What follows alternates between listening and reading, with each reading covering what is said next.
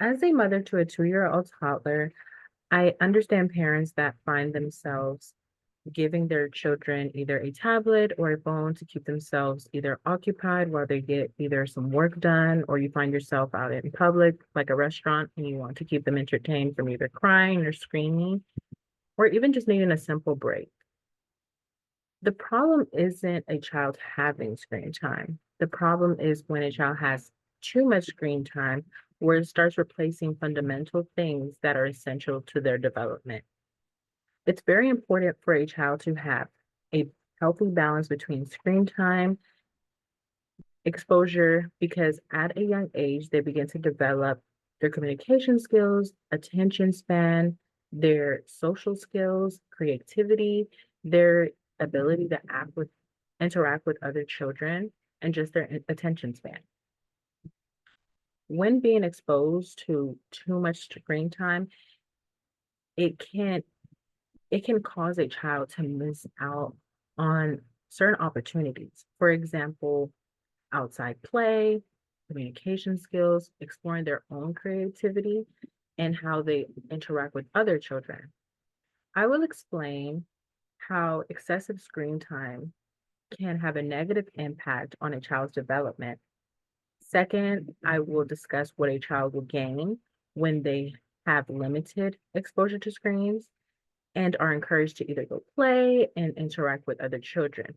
And lastly, I will discuss how parents can help creating different activities, um, or even schedules between balancing screen time and outside play or interacting with other kids and keeping it fun for their kids. Excessive screen time can be a negative effect on a child's development. An area that can be negatively affected is their cognitive development. According to a research done by S.K. Mopal and their researchers, they stated that increasing the amount of screen time at an early age has a negative effect on language development.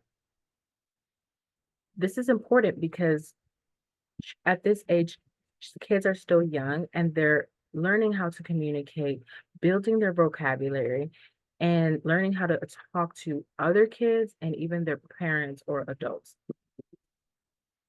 Excessive screen time can take away from important interactions between children and their parents. And S.K. McCall and that same research team explained that excessive screen time can affect the quality of a child's development because children develop language through interactions with the adults. For children to avoid spending long periods of time watching a screen, they need to have opportunities where they talk and they listen with other kids and they're using those communication skills with the people around them. Excessive screen time can also have a negative impact on their emotional development.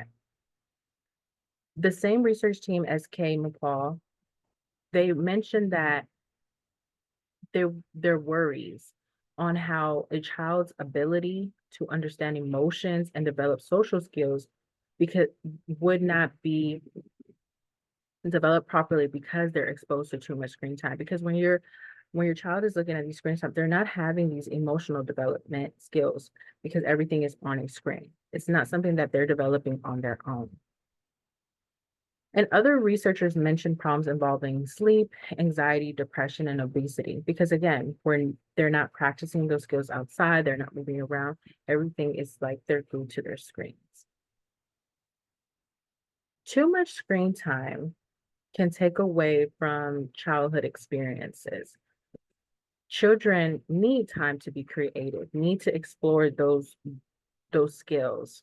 Activities like coloring, pretend play, building blocks, or even making up their own games helps children use their imagination instead of just being showed either a show on YouTube or something that they just see on the screen. And I'm a firm believer in this because I see my daughter doing this, where we do dress up, we do use her toys and just practice outside play And I find that that does help kids when allowing them to be creative and just using their own imagination. These type of fun activities can help with the child's also in their independence. They learn how to keep themselves entertained without constantly needing to be stuck to a phone or a iPad. Children benefit from interacting with other children because they learn how to socialize, sharing, communication, having turns. These social skills help with real life interactions. And like I said, my experience just as a parent, my daughter goes to my gym where she is learning how to share. She is learning to play with other kids and learning to wait and have some patience when it's not her turn. And it's also necessary for children to have time to play. According to Harvard Center on the Developing Child, they stated that children who spend more time playing develop a sense of an attention span, memory, and self-control, right? Because they're practicing these skills, whereas on a tablet, you if they're like on TikTok or YouTube, it's very quick and it's almost like they don't know how to be patient, learn, wait, and just their attention span is very short.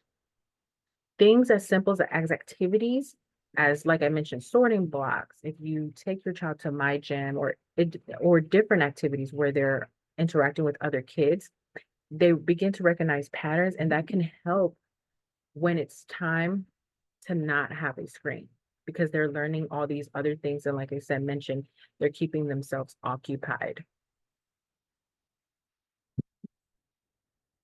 Now, I want to talk about some realistic and fun methods parents can create to maintain a healthy balance between screen time and just real life interaction and play.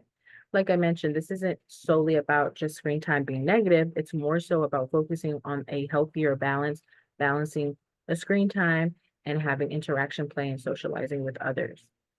Parents can create a healthy balance without placing a restriction, right? And they can start by limiting their screen time. I know some tablets, they have like a timer or almost like an alarm where it'll start shutting down if it's a certain amount of time they've been on the tablet. And that will allow for kids to or the parents to monitor that their child hasn't been on the tablet all day. Parents can also set free times during meals, 30 minutes before bed, and while spending time together as a family. Like I mentioned, where me and my partner with our daughter, especially if we're out at a restaurant or we're eating, there is no screen time. We're interacting with one another, we're talking, we're trying to help her with her vocabulary. And like it mentioned, 30 minutes before bed, we're reading, we're winding down, we're starting to get her relaxed. Those are things that I find very helpful. Parents can also use their own creativity in instilling a routine that can make it interactive for their child. Because not every child is the same, right? And us as parents, we know what our children like and what they don't like. So your child may not like building blocks, but they love playing dress up. Those are different things that parents can do to get creative, to push these cognitive development, to push these social skills, and also them growing and having that bond with, your parent, remembering how mom got creative and stuff like that. My daughter, she loves a lot of outside play. She likes interaction with people. So I like to take her to the farm. I like to take her to, like I said, mention my gym. She goes to ballet. I keep her very active because she has that type of energy. So maybe we're not reading constantly, but we're outside, we're socializing with others. And like I said,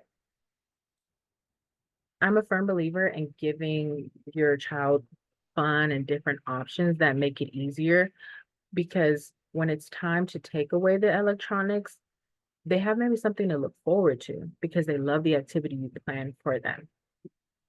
And like I mentioned, overall, the goal isn't to not allow a child, right, to have any screen time because we've all had our moments. Maybe we can't bring all our toys to either a trip or something. So we might have to keep our child entertained. This is more about finding a healthy balance between screen time and just physical activities and just interacting socially with others. To conclude, as I mentioned, I'm a mom myself. So when I wanted to choose a topic, I wanted to choose something that I can relate to and, because at first I thought tablets were great because there's educational shows and everything like that. But I've learned that if they have too much, you start seeing how they're developing a little slower, and it's all about having a balance. And like I said, I get it. Sometimes it is easier to just give our kids a phone or a tablet if we need to get things done or, we have to work. But it's all about just maintaining a balance. And that's why I discussed how excessive screen time can negatively impact a child's development and certain things that they can miss out on through their childhood if they're just too attached to their phones or screens. And also, I covered fun methods, right? From ballet, dance, my gym, outside activities, going out to parks and stuff like that, that can help create that balance of keeping it fun. And when it's time to remove those tablets from them, it's not going to be such a challenge, right? And so children have a lot to learn and experience while they're still young. Their minds are molding as they go day by day, month by month, year by year. So putting down that screen and letting them play and enjoy their childhood by exploring creativity and making memories by interacting with others, it just lets them experience things for themselves, even through boredom. So I hope you guys learned something through just the healthy balance between screen time and just interacting with others and real life experiences. Thank you.